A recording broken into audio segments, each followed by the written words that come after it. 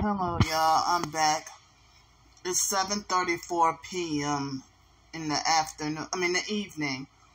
So,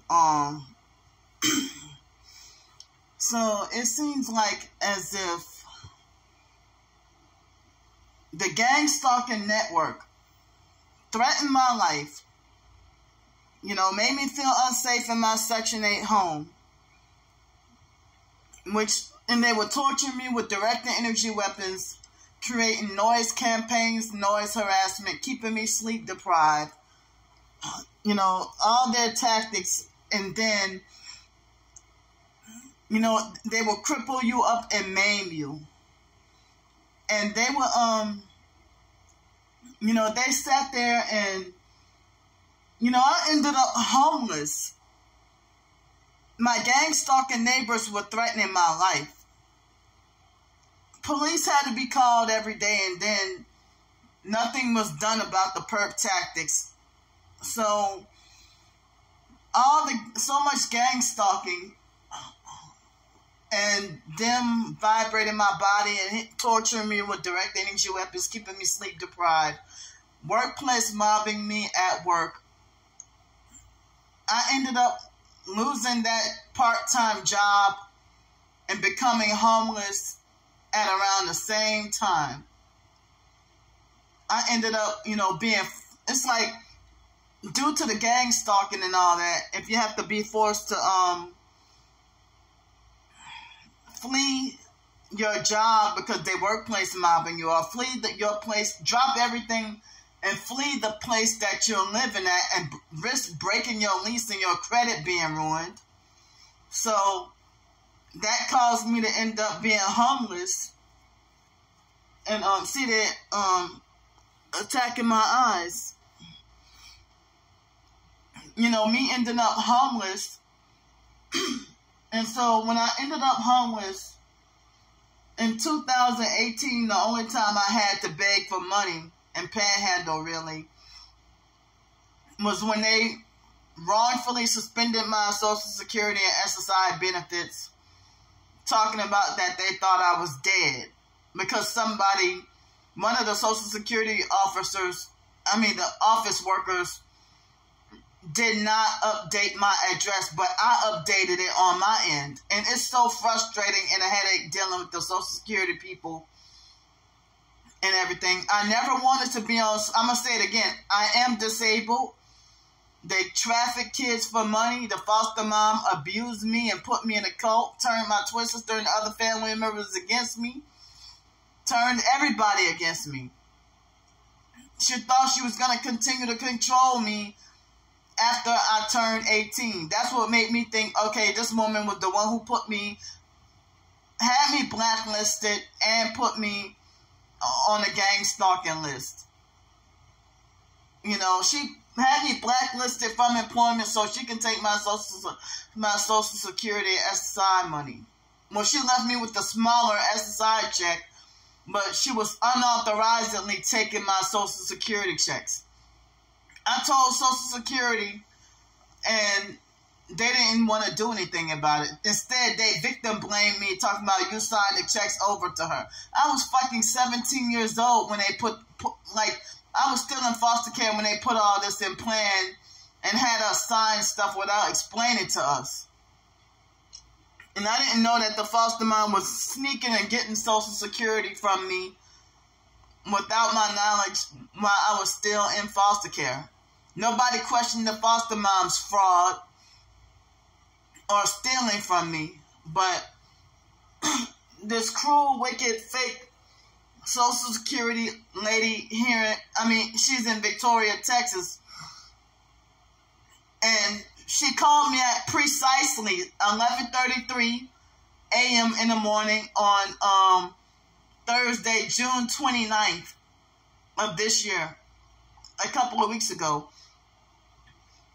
So they're threatening to suspend my benefits and make me back homeless again, trying to falsely paint me as a fraud. But the lady lied on the paperwork, and I have proof. I did not tell her that I'm an editor. I said I am an author and blogger. and I write short stories, and I publish, ebooks. So she acted like she had the authority to dictate that I'm not allowed to, like I'm not supposed to make any money from my ebooks. She told me that over the phone. And then she tried to be like, oh, you're right. Oh, what kind of stuff do you like to write? So she already was rude to me on the phone during that conversation. So when I snapped on her and told her it's none of your business what I write, oh, then she got her feelings hurt. That Miss Kister lady or whatever her name was. So I'm telling y'all the origin of how I became homeless due to this targeting. I even have an ebook on my homeless living. I've been homeless off and on, desperately struggling to try to survive. But the gang stalking network, they act like as if they're trying to back me into a corner. They've been threatening my finances for quite a while. I didn't have to beg or panhandle for money while being homeless until the you-know-what started.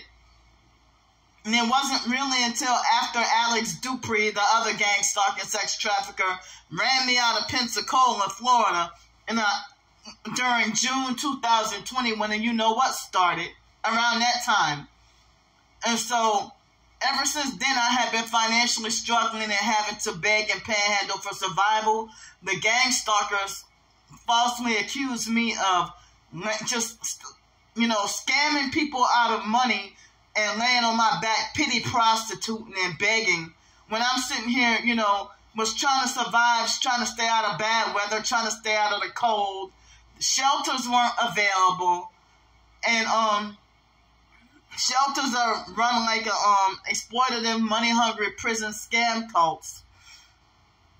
So you couldn't go to the shelter. Shelters commit fraud and take all your money. So, because I did not know that I had to report donated money, or that I didn't know that I had to donate it. I didn't know that I was supposed to report stocks that I made no money off of, maybe just $1, and I sold it. Now they're coming after me with the Social Security, the SSI and stuff like that, and it wasn't until after I got here that they act like they're questioning my benefits. So, and they're giving me a hard time, and I'm not going to sell out, no matter what pressure or whatever threats y'all want to try to inflict on me. I would rather y'all jail and kill me than to, because I'm not going to sell out. So they're trying to falsely frame me for fraud and manipulate. I'm struggling to survive homeless on the streets, getting little to no sleep, being harassed, stalked, terrorized, and everything. Who the hell fucking has time to, be conscientious about studying rules of Social Security regulations or whatever, like a Bible, when you're sitting here fighting for your daily life and fighting to survive every day? If I didn't ask for help with hotel room or whatever, to get out of bad weather or weather that's too cold or whatever, I probably would have froze to death or died in such and such kind of weather. So,